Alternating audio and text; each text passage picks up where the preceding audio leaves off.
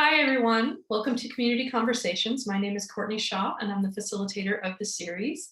I have a couple of announcements before we get going today. Firstly is next week, we're going to be closing out our series with Michael Strayer, and he's going to be speaking on how to not become a racist. Seems like a pretty good topic. And that is the end of this spring's series, but we will be back in the fall. So check our website for future details on that once we get that hammered out a little bit more. But our fall series theme is going to be across the lifespan. So we're going to be looking at experience from birth to death and everything in between. So please join us again in the fall and keep an eye out on the website for further details along those lines.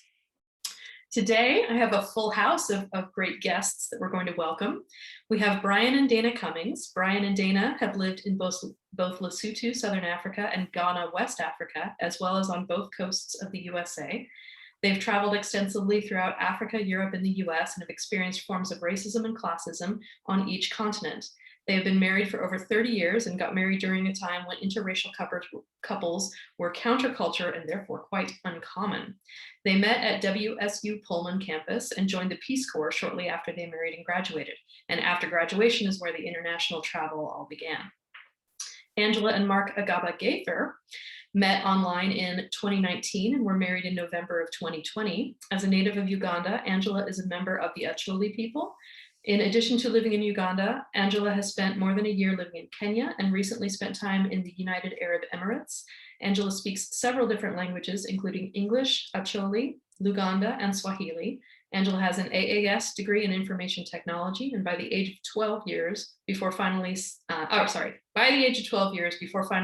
with his family in the Pacific Northwest, Mark has lived in more than 10 different communities throughout the United States, and he teaches at LCC in the BTech department. Thank you very much for joining us, and please welcome Dana and Brian and Mark and Angela. Thank you. Thank you. Thank you. Hey, Mark, you want to move your settings thing out of this? Yep, sorry. So you've got to bear with us. We're having some around the world difficulties connecting Angela into the Zoom space. So we're doing it the old fashioned way. So we'll try and make sure that she's heard. So just a quick introduction on this particular topic. I was recently in Uganda, and the first trip over there was interesting for me because before I left, friends and family were going, well, make sure you're safe. What happens if you get kidnapped? What happens if something goes wrong with you going over there? And do you know if it's going to be safe and all of these kinds of things? And when I got over there, I was a very small minority in a large population of Ugandans, and everybody that I ran into, kids especially, but everybody wanted to be my friend, and kids would go, hey, Mzungo, and they would wave at me, and they would smile and come up and want to touch me and all kinds of stuff, and people would want to fist bump. And I came away from that experience, and it was a continual experience. Every time I'm there, it happens. I came away from that thinking, wow, what if in the United States, Black people were treated the same way I was treated as a white person in Uganda? I was very accepted, never ran into any problems, never felt like I was being, there was any prejudice against me. In fact, everybody was trying to be my friend. So I talked to Courtney about, hey, we could do a presentation like this. And I thought Dana and Brian would be the perfect people because of their experiences. And so we ended up putting this together. So it's kind of an introduction of how this came about. I'm not sure if anybody else wants to toss anything in there or if we just want to jump in. Well, I think I would add that even when we first moved to Ghana, can you hear me okay? Okay. The same kind of thing happened with Brian and I, where the Ghanaian children would run up and they wanted to, in the tropics, Brian's, the hair on his arms would just turn this golden color. And so the kids were attracted to him and they wanted to touch him always. And everybody wanted to be his friend while there. And it was very accepting, but they had a different expectation for him as a white man coming, especially with a brown-skinned wife, although they considered me white as well. Yeah, And that is was the same in Southern Africa as it was in Western Africa. There was no difference there. There was always a crowd of people that wanted to know me just because I was white and a foreigner. And at times when I wanted to blend in, it was just impossible. There's nothing I could do to blend in, no matter how well I learned the culture and the language. That was always something that would set me apart. So as we go through this presentation, we're going to be asking you some questions, and you'll have a chance to respond to those questions. We want to make sure you have the opportunity to respond anonymously. So the way that you respond, rather than responding to our questions in the chat, go ahead and respond in the Q&A. That way it automatically anonymizes your response. If you have a question as we're going along and you don't mind putting your name on it, then you can put that in the chat. But when we ask these questions, feel free to just use that Q&A response, okay? And just to let you know, and I always tell this to my students, we've asked questions that are gonna put you on the spot. So the Q&A is probably the way you wanna go. I think I would also add that, remember, this is a conversation and none of us would say that we have all the answers, but we've done some research and we all have our experiences that we want to bring to the conversation. All right, so if we're ready, are we ready? Okay, so the first slide, the next slide is a question.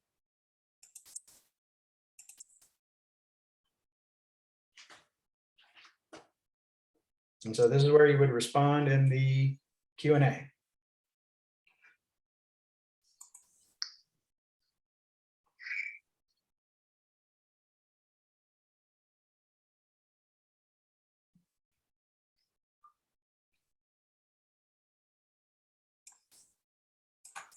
We wanted to give you a few minutes to think about it and answer the question. And not that we're going to necessarily answer it ourselves, but we'll provide other opportunities for you to think about the question.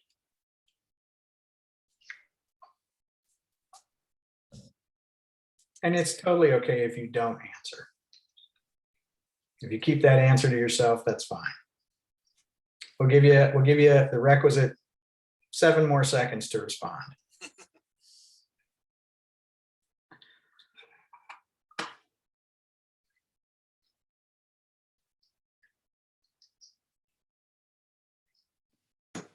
Okay, would you like some responses? Yeah, Courtney, if you don't mind reading those. All right, so we have a no.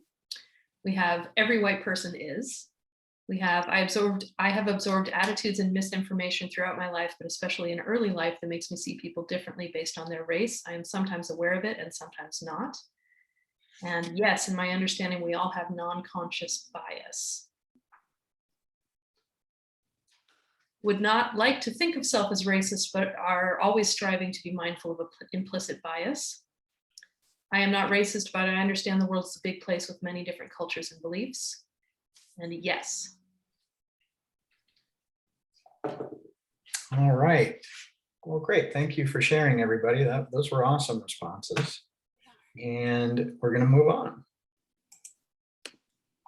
You know, I think that when each individual answers that question, they have their own definition of what it means to be a racist and what it means to be, what racism means. And so we did a little bit of research and from countries around the world, and some talked about marginalized people groups, some talked about superiority of one's own race, some talked about racial domination of a particular group. And that can be found in countries such as Haiti and the Dominican Republic rebellion. It can be found in things like South Africa right now with the Blacks killing white South African and people of Indian descent. It could be looked at when you talk about the Japanese and the Chinese, right? So all of those are examples of racism and racist behavior. But our definition really defines, our own personal definition defines how we answered that question.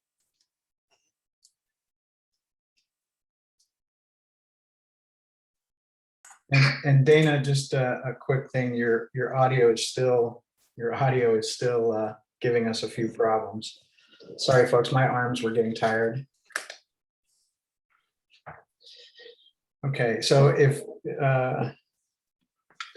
there are those definitions that we looked at, and that gives you an idea of what the experts say. So I'll give you a few more seconds to read through that.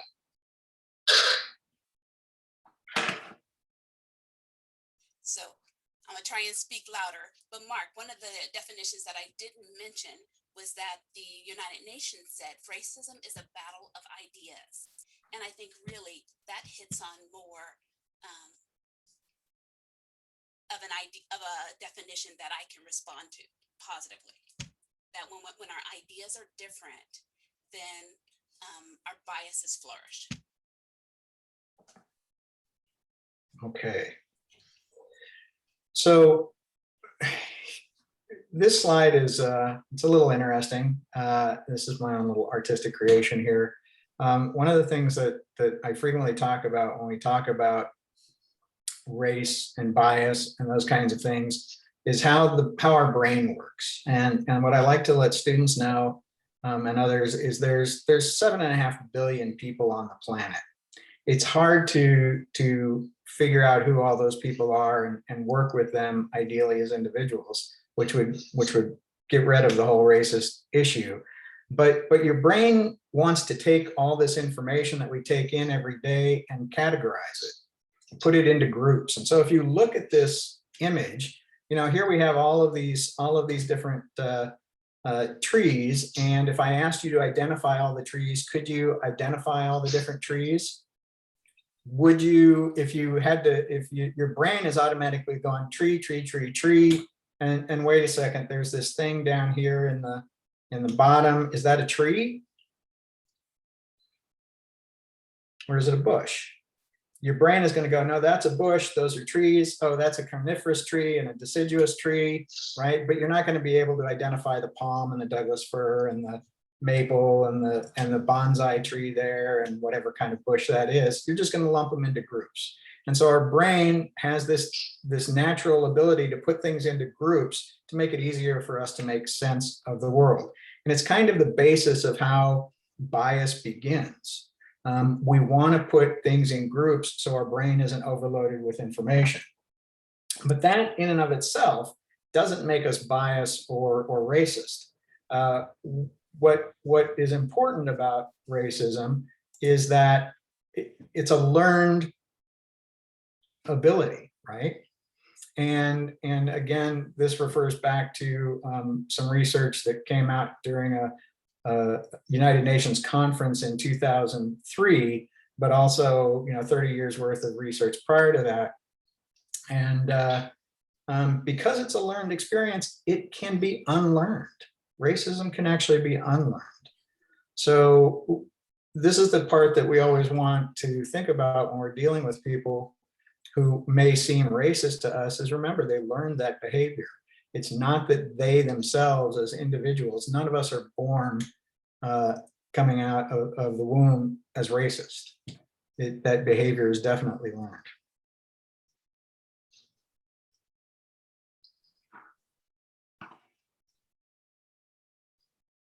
Okay. So here's the next Q&A question.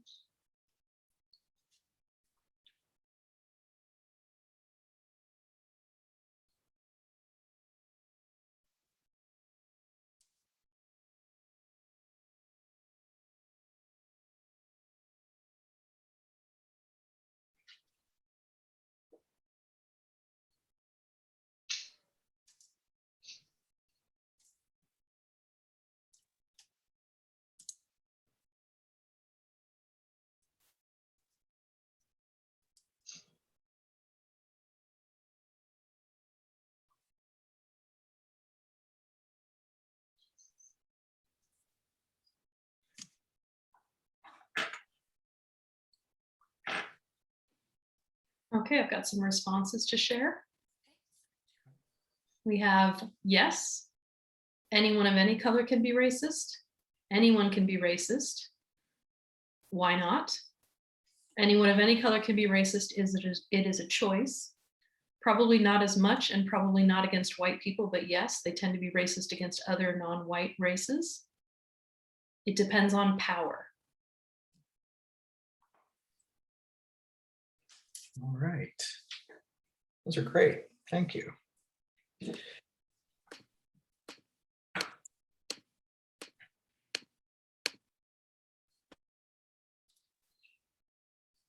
Okay.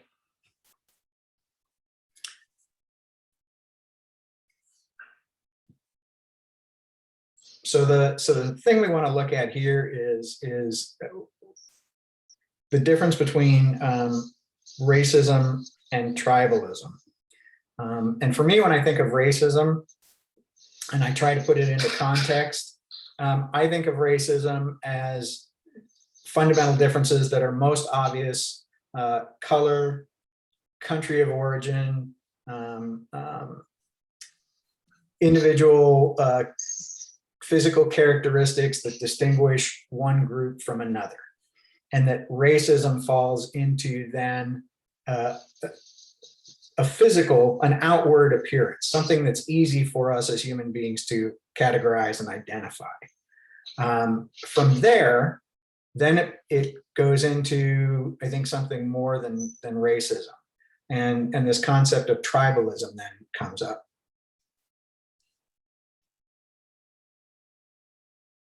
You know, and I think that in the US, we have this big distinction between white skin and brown skin.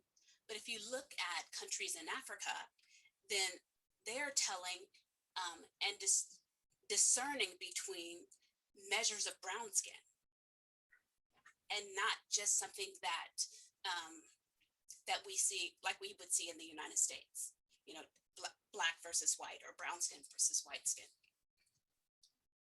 Yeah, I think we start off like Mark was saying, we start off with these broad categories because we try to group people, and then they get narrower and narrower the more we get to know that group.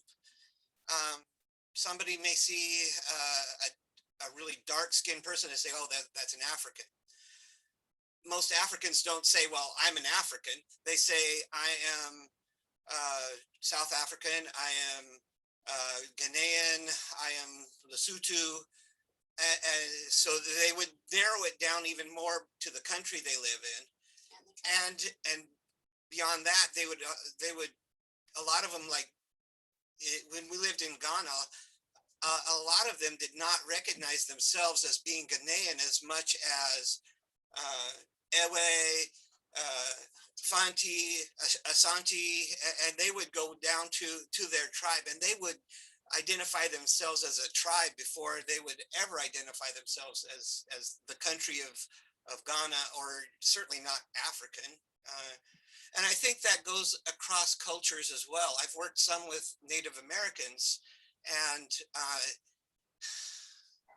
I think there's more sense of saying, okay, well, I'm Native American, but beyond that, they identify more as, I am Yakima, I am a Cherokee, and they would identify their tribe affiliation before they just say, I'm from Indian country. I think we identify more with the more narrow group, and that's where there's more conflict between the more narrow groups as well. And I think this comes up, Brian and I were talking about this the other day, and I think this comes up when you look at the Jewish population, self-identifying as the chosen, right? And that becomes a tribal identification, right? And it excludes then people who are not part of that group. Yeah, another example of that, particularly what we were talking about there, is the Apache people. The word Apache actually comes from a Zuni word, which means our enemies. And what we call the Apache people, they call themselves Nedi or Ninde. and which means the people. And I've heard it explained that they consider themselves people and everybody else was non-people, non-human, not people, but the enemy. So there is they start off with an idea that they are the chosen, kind of like we were with Israelites. They were the chosen of God, and see themselves a little bit different than Gentiles who weren't chosen of God.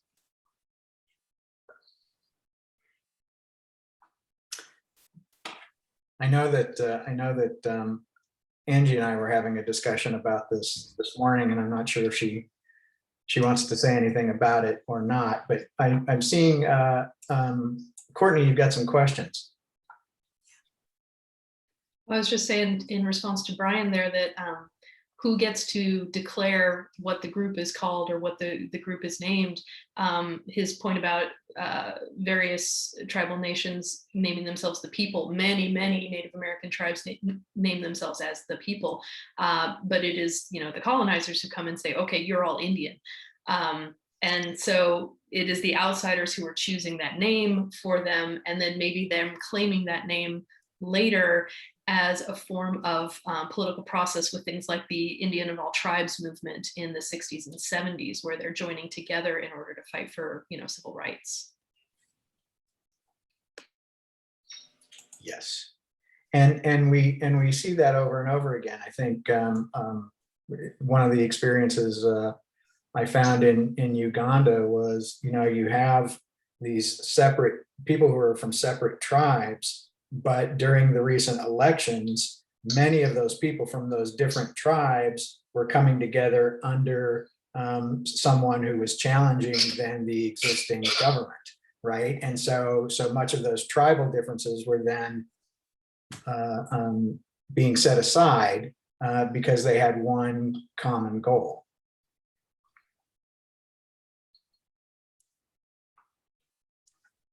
Okay. So another Q&A for you.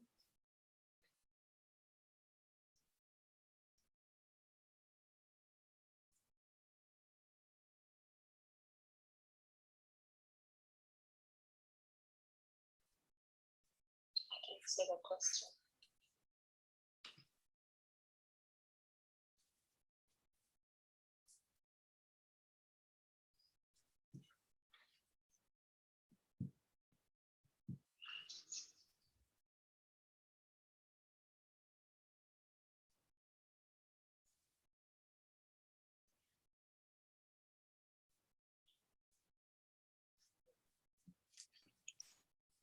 So some responses so far are family, probably family, local community and family, friends, schools. Going off the map there. A lot of votes for family.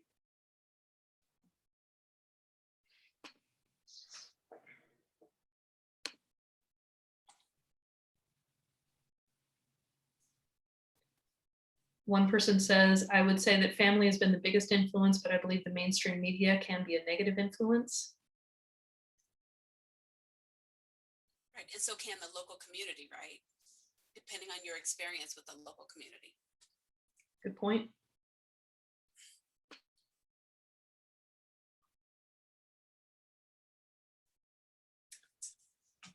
And this is the place where we find ourselves with some problems, right? If family is the largest influence of our bias, and possibly consequently then our racist beliefs, how do we separate ourselves then from the group that we're typically the closest to and has had the most influence over those base beliefs?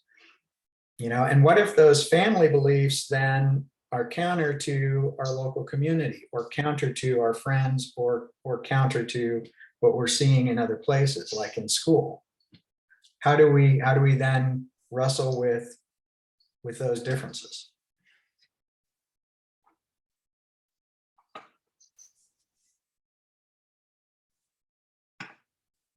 Yeah, that's a good question, Mark.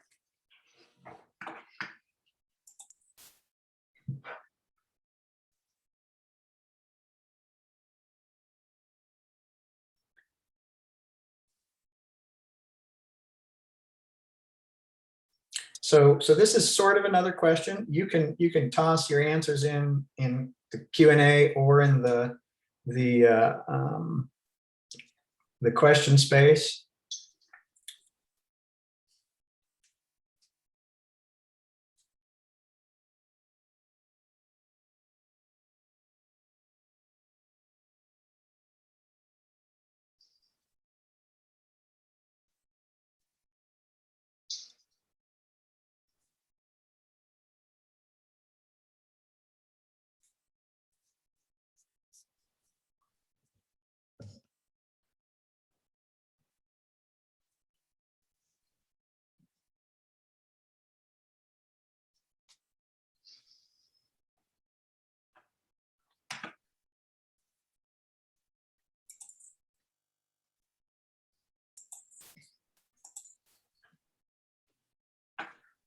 Okay, so some responses are South Asian, white, Middle Eastern,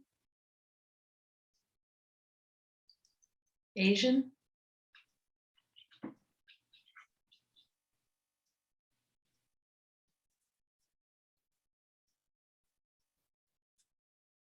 Native American,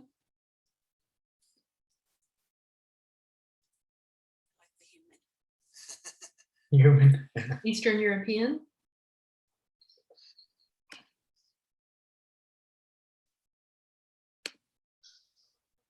human.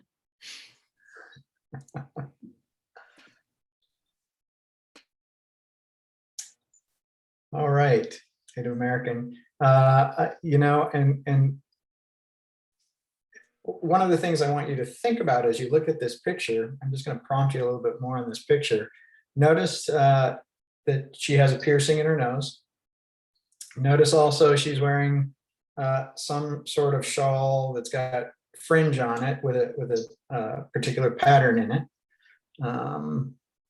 You know, so physical features are not always necessarily a way that we identify and classify people by race. Sometimes clothing is one of those ways, or other features.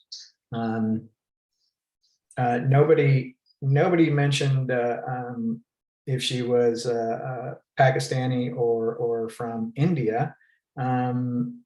Excuse me, I did South Asian. South Asian, you did. Sorry. Oh, all right. So and it would be easier if she had a bindi possibly, then we could, that would help. But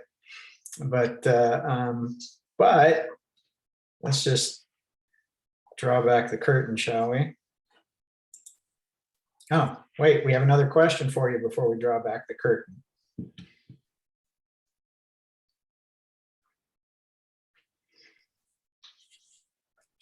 So we brought this question forward because we thought, what's influencing your choices about identifying this woman's race or this person's race?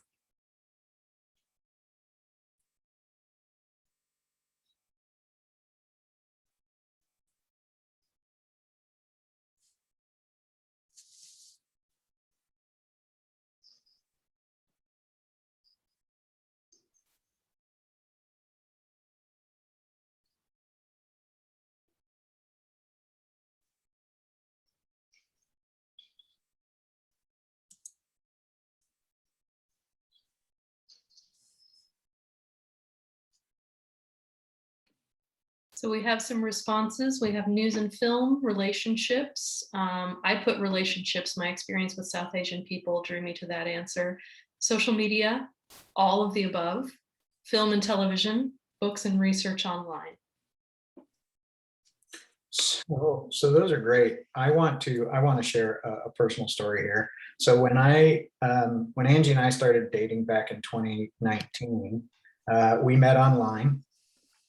And you know, we got to know each other, and my awareness of Uganda was the history that I grew up with, and the only thing that I could think of when she said she was from Uganda was Idi Amin, right? And I'm thinking, wow, I just got involved with somebody who's actually lived in an area where people were basically chopping each other up with machetes, right? I mean, that was the first thing that came to my mind. And the more we talked, we actually talked about Idi Amin at one point. We talked about a whole bunch of things before our relationship developed. And then, getting over there, actually, before I was leaving, when I was telling you, people were telling me to be careful. I mean, that was a lot of the things that popped up in friends and families' ideas when I spoke about Uganda, because I didn't know anybody who really knew anything about Uganda or had been to Uganda or anything like that in my circle. So I started doing a bunch of research about, well, what's Uganda like, and watching videos and learning about the Acholi people. And Angie's going to laugh at me for telling this story, and hopefully she'll chime in here. But part of the Acholi process in getting married is what they call a bride price. And it's basically the groom makes a request to marry the Acholi woman, and the Acholi elders come up with a cost of how much that Acholi woman would cost, and you have to meet that bride price in order to marry the person that you're in love with. And I was floored. For one thing, I thought, oh, I'm not going to do that. There's no way I'm doing this. And then I was like, well, wait a second. Here I have this problem. And so did some more research. We talked about the whole thing. I actually wrote the letter, sent the letter in. They actually came back with the bride price. I'm not going to tell you where we're at on that process. And yes, we were married back in November, but technically, according to the tribe, we're not married. And so it's an interesting dynamic about what you don't know. And then when I got over there, everybody that I met, the people who came up with the record, they're wonderful people. They're just like family. They're like family. But again, there's still this separation of culture. And she's not going to say anything because she's probably going to say something to me afterwards.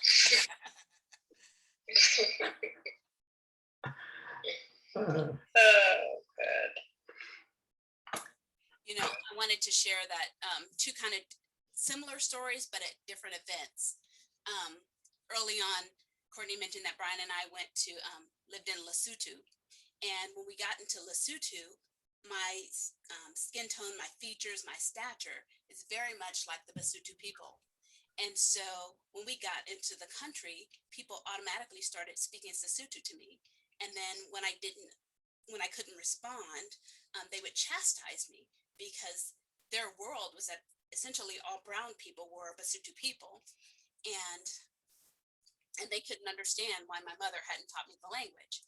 And then jump forward 2 years ago, my son and I went to the Dominican Republic, and I got off the plane, and immediately the people there started speaking Spanish to me. And again, they could not understand why my mother had not taught me Spanish so that I could speak with my people. And so, it makes you wonder, for their worldviews or views on people, they assume that brown people should speak Spanish, just like in Lesotho, they assume that all brown people should speak Sesotho.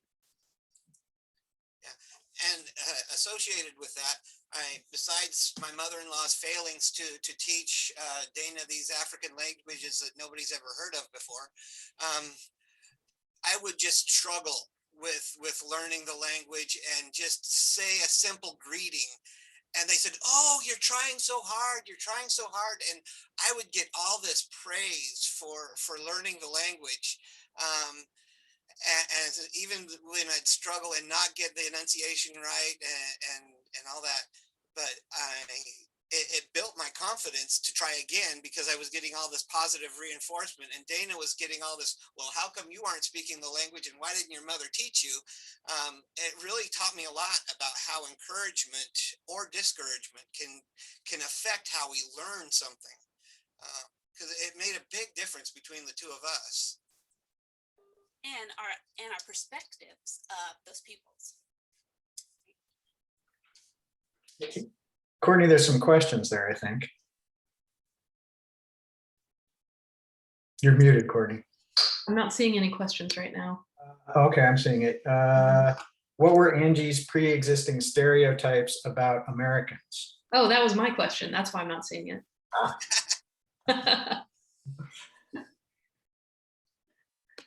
Sorry? What were your I've been disconnected a little bit. what were your pre-existing stereotypes about Americans?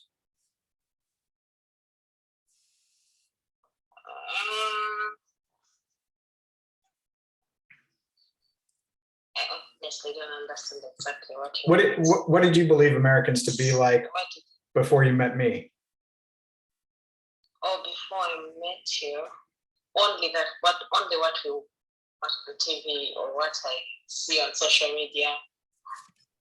But until I met, I've met a number of Americans, and they've been nice to me. Or I see something different on TV, and when you're with a person, you're like, okay, so how does this happen? You know, in Uganda, there's the racism is not really there. Like all the tribalism, I don't really feel it. It's just political. Like the tribe that is in the president's tribe right now is the tribe that everyone is against. All the other tribes are against. Only that they're fed up just because they're fed up with the president, and that's it. So thinking about them, like when you watch it on TV, we're so scared. We're scared of it. We're like, wow. So is that how they're treating the blacks? Yeah, but when you meet them in person, it's a bit different. They're more friendly and all that. I don't know if you treat the Africans here better than the ones that side. I don't know. Well. So let me back up for a second. So before that question, remember we asked you this question about what race is this woman from? And she looks like an Indian. she looks like an Indian. All right. See, Courtney, she agrees. You agree with Courtney. All right. So, Yeah. so Dana, all yours. I did it. Yes. Okay. So I was doing some research with the US Census and just trying to figure out how races are identified. And I came upon this chart with these 7 countries that are in yellow, and all of those countries, the inhabitants are considered white. So Western Sahara, Tunisia, Morocco, Algeria, all of those countries, even the Sudan, people that I would have said were people of color are considered white by the US Census and by the United Nations. And this was quite interesting. So as soon as Dana told me this, I went, what? And I wanted to unpack this a little bit more.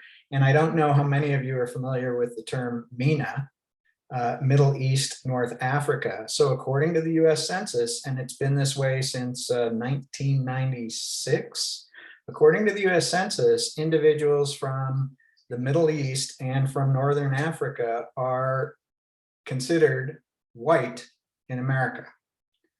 And so the more we unpack this, the more problems started to present itself.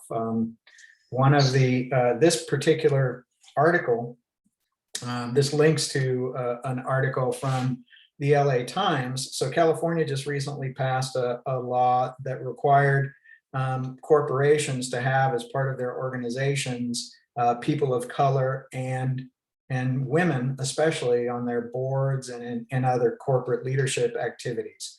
And unfortunately, because the MENA individuals are considered white, they typically aren't then included because they have no recourse, because according to the census, they're white individuals. They have no recourse to have any leverage to get themselves onto into those positions. And so they're white without white privilege.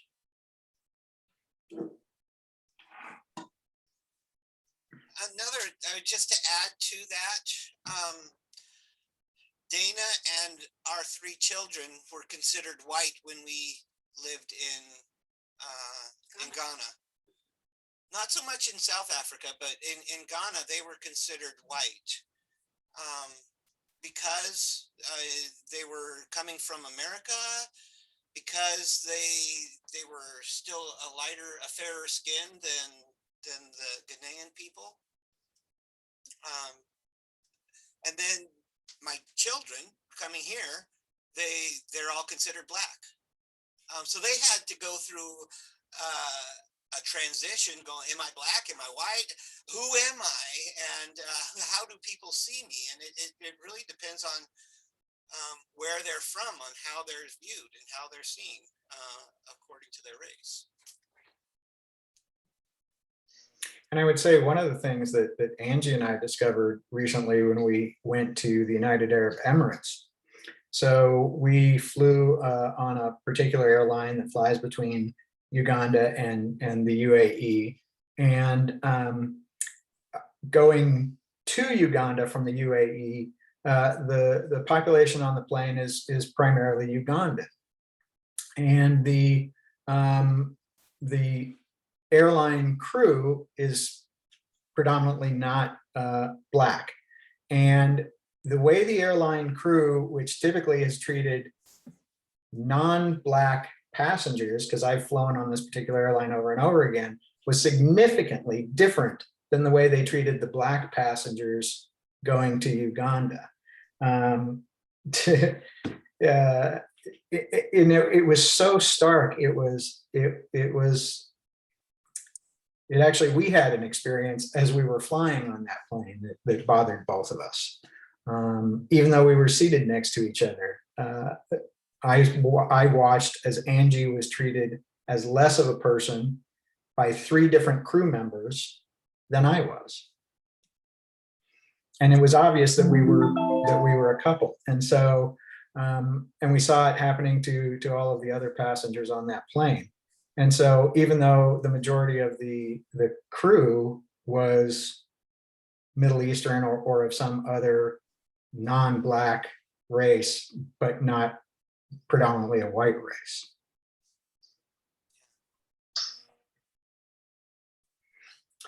And one time, when our first son was newborn, I like to play around with people's heads sometimes. And Dana's cousin had come to visit us.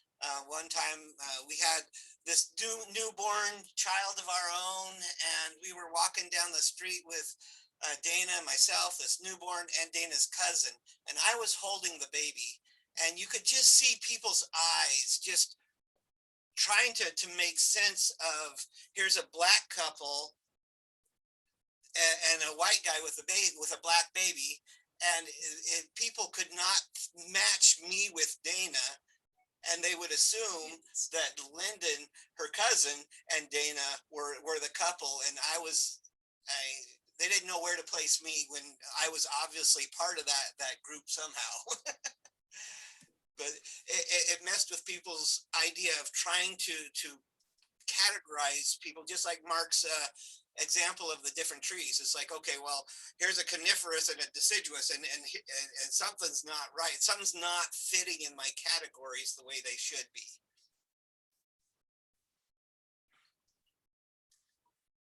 So we're going to move on to the same question that we asked at the beginning.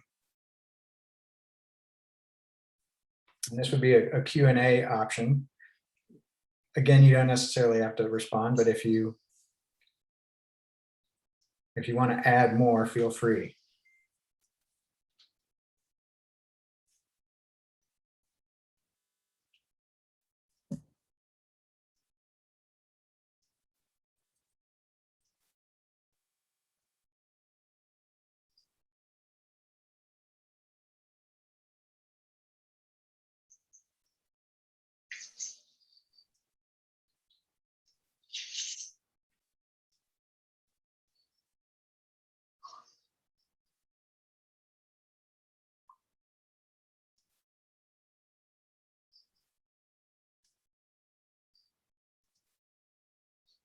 Share where the person, that lady's from.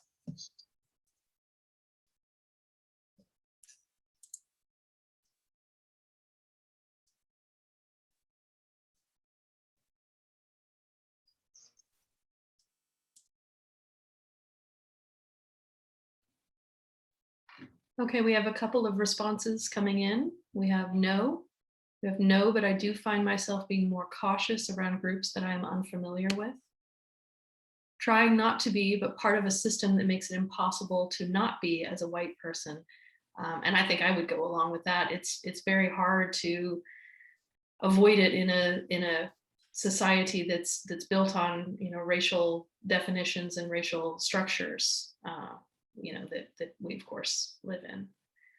You've shown that this isn't a simple yes or no. Well, maybe sometimes. Answer. I like that one too.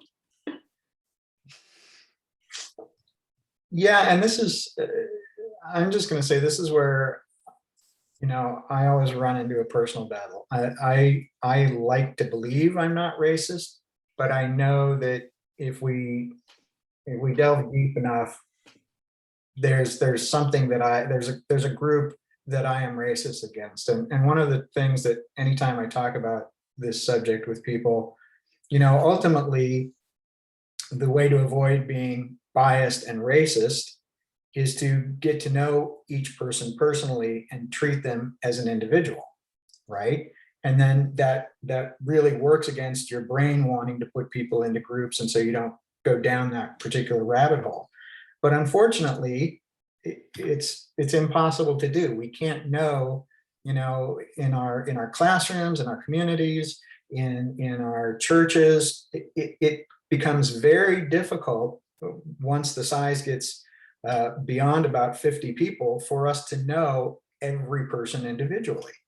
And so we automatically then put people in whatever group it may be, and we treat people based upon those groups, and we see it over and over and over again. And so I think we end up landing in that unfortunate position of we can't know everybody. And so my belief is that to some extent we fall on some kind of a spectrum.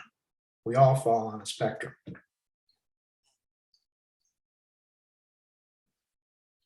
You know, we categorize people inherently for our own protection.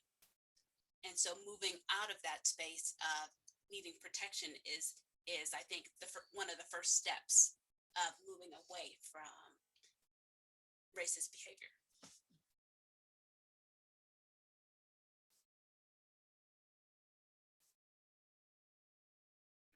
Is there another question response? Yes, there's one more. It says, yes, I'm racist, but I try to recognize it and avoid expressing it. Learned a lot from this presentation by two mixed race couples. New experience. That's what we're here for. Yeah, well, thank you. That's awesome. So we want to share this this particular slide with you.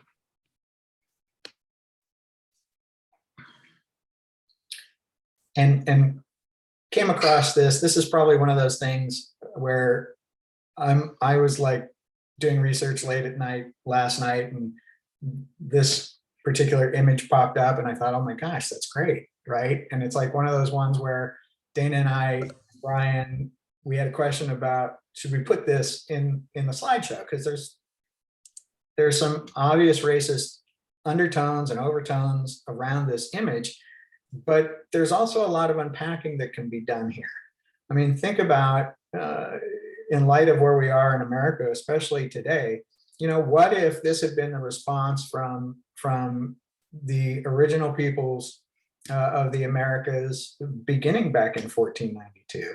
You know, is the Second Amendment, which we argue so much for, was that privilege given only to white Americans? And is it white America that forever has fought for that particular privilege when we took that privilege away from other races in America?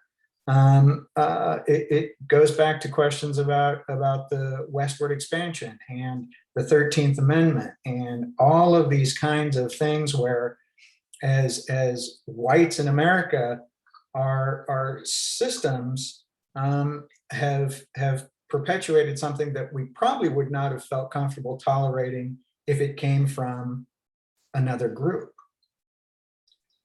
And so you know, we talked about it, and we thought this is probably actually a good slide to put in, because it comes back to another thing. What perpetuates racist ideology and practices? Is it really fear of losing something? Is it greed, where we want more than, or we want what someone else has? Is it wanting to have power over other people? Are there some other things that are driving racism? And this would be a great place for me to show up and let anybody who has an idea, any of the audience, to jump in and say something.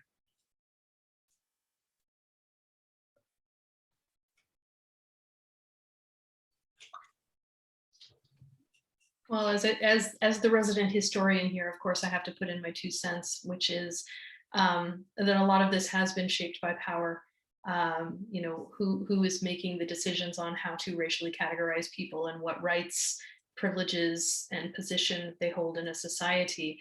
And, you know, unfortunately, our society has built up some very clear ideas about who has power, and those have changed significantly, and that's a struggle for a lot of people to deal with that change, and how it's affected our society. But I hope we're moving in the right direction, she says with a question mark. We do have a couple of other Q&A responses. Someone says it's all of the above. Is religion the main culprit in perpetrating a false facade to enhance fear, greed, and power? Ooh, that's an interesting one. And as the resident anthropologist, way to stay anonymous, Courtney is right. Oh, okay, well then you can say whatever you want because Courtney's right. Thank you all so much for this presentation. I believe individuals think that they are right and society should conform to their beliefs and views. Ooh, that's a good one too.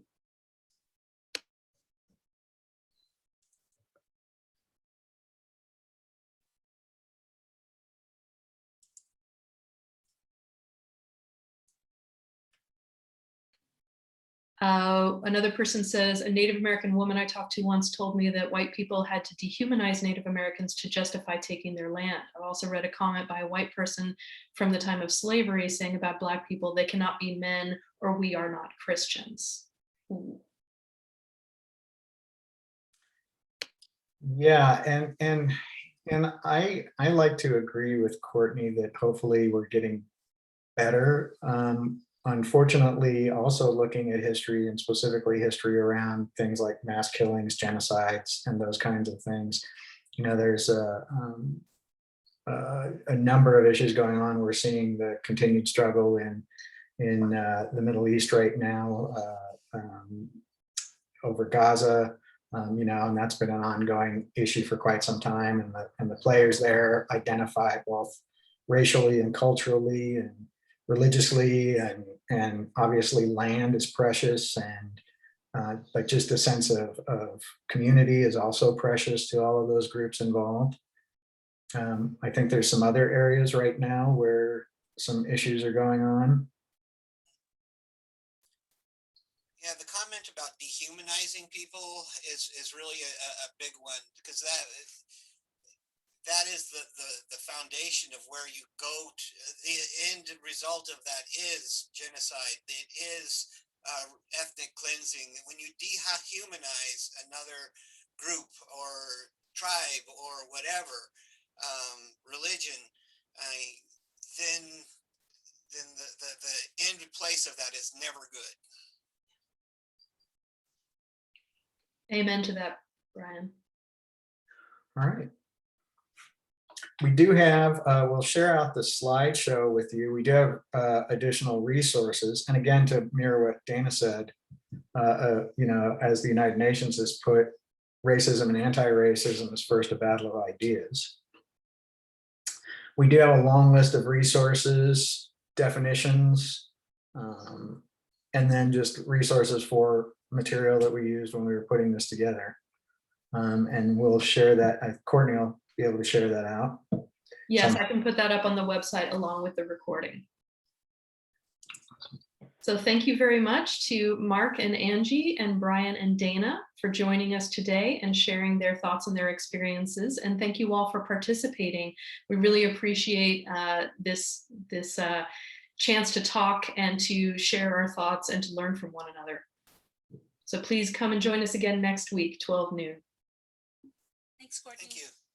Clap, clap, clap, clap, clap, clap, clap.